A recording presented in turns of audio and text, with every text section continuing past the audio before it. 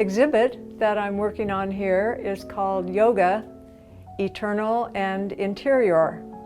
What happened is I love to do yoga, so I would sit in yoga classes and I would stare at the other people. What I would do is an exercise that Leonardo da Vinci recommended that students do, is to stare at something and memorize it.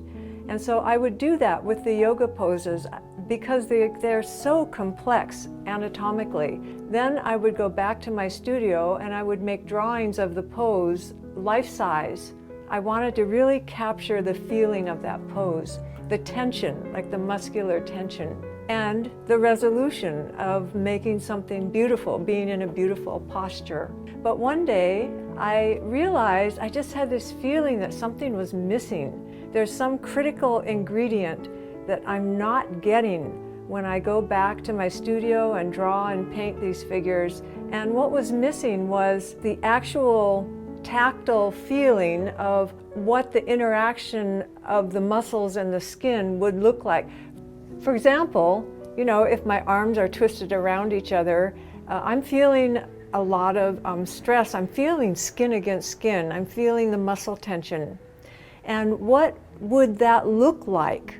Would that create an image of skin pressing against skin like that? When we move, it's mostly the most active parts of our body are the joints. And so I would look at each joint and I would put a string dipped in wet black paint around that joint. For example, say the wrist. I would do this myself, or I would have a model who would move the joint like the wrist in as many possible ways as she could. And then you open it up and there's an image. Basically, the dancer or the model has painted herself. She's created an image of what that range of motion looks like.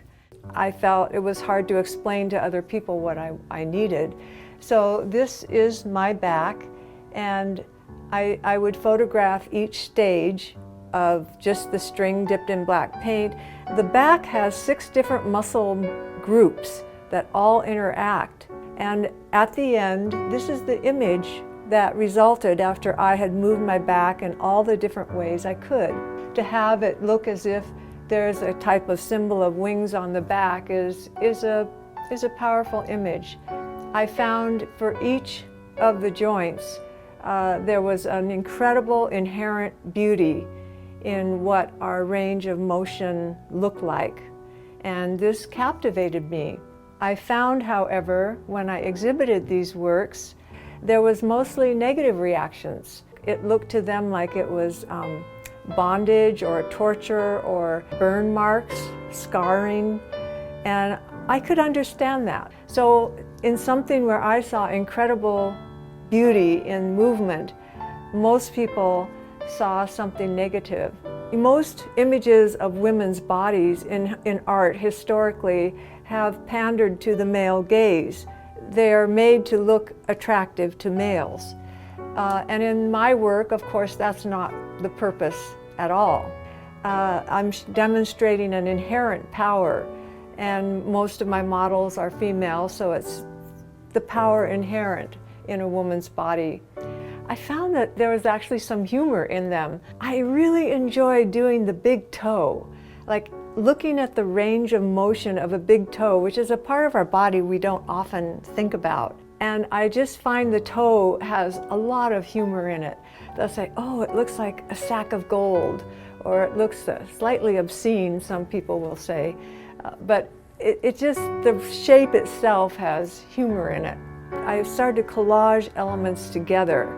Like I wanted to see, well, what 2 toes look like, then what 4 toes look like, and then what 56 toes look like all together, and making them in different designs so that it brings out a larger meta design. It just becomes a complete new organism.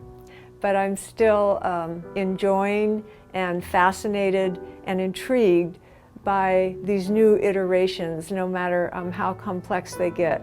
And sometimes they get so complex they don't look like parts of the body anymore at all. They have a more universal overall design to them.